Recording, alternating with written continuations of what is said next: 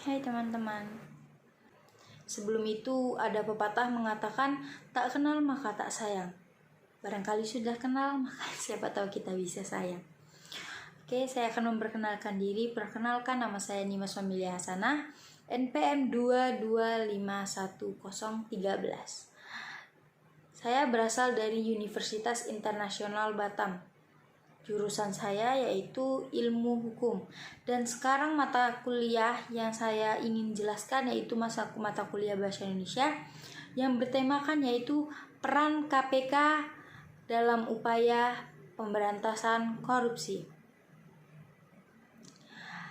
Sebelum itu, apa sih KPK itu? Ya, KPK adalah Komisi Pemberantasan Korupsi.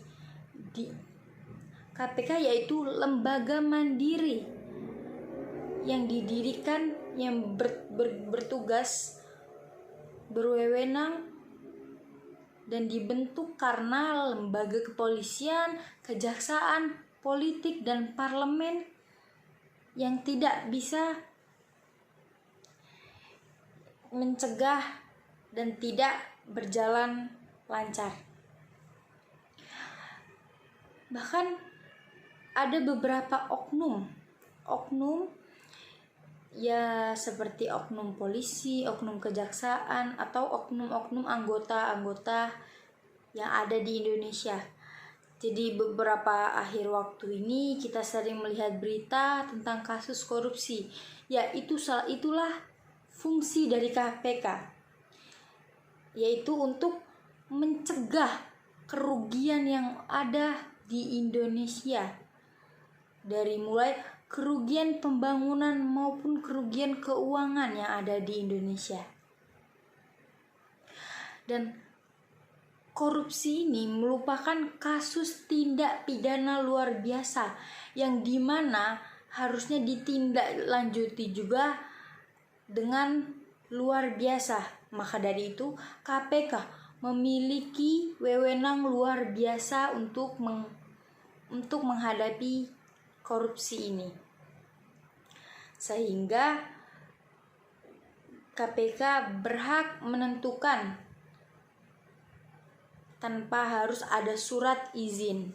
KPK juga diberikan wewenang istimewa oleh negara yang diatur dalam pasal 6 butir B, C, D, E Undang-Undang Nomor 30 Tahun 2002 tentang Komisi Pemberantasan Tindak Pidana Korupsi, bahwa lembaga ini dapat bertindak, yaitu mensupervisi terhadap instansi yang berwenang melakukan tindak pidana korupsi, yaitu dan selanjutnya melakukan penyidikan dan penuntutan terhadap tindak pidana korupsi.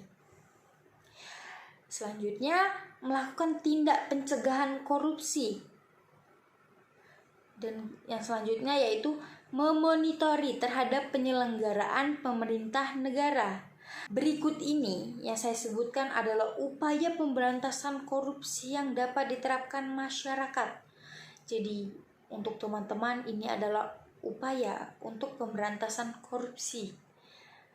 Yang pertama yaitu peningkatan integritas dan etika penyelenggaraan negara.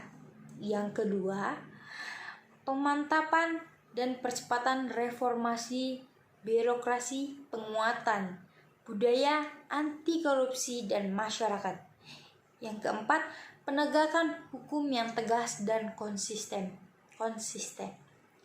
Jadi dapat kita simpulkan bahwa sepenting itu peran KPK dalam dunia perpolitikan ini, karena masih ada beberapa oknum yang tidak jujur dan tidak konsekuensi dengan jabatannya dan menyalahgunakan jabatannya demi kepuasan pribadi.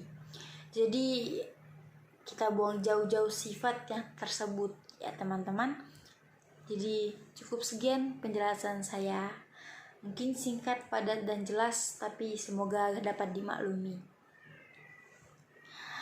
Kalau ada sumur di ladang, bolehlah kita numpang mandi. Kalau ada waktu yang luang, bolehlah kita bertemu lagi. Baik, cukup sekian penyampaian saya. Bila ada salah kata atau kekeliruan yang informasi yang saya sampaikan, mungkin harap dikoreksi dan saya akan lebih memperbaiki ke depannya.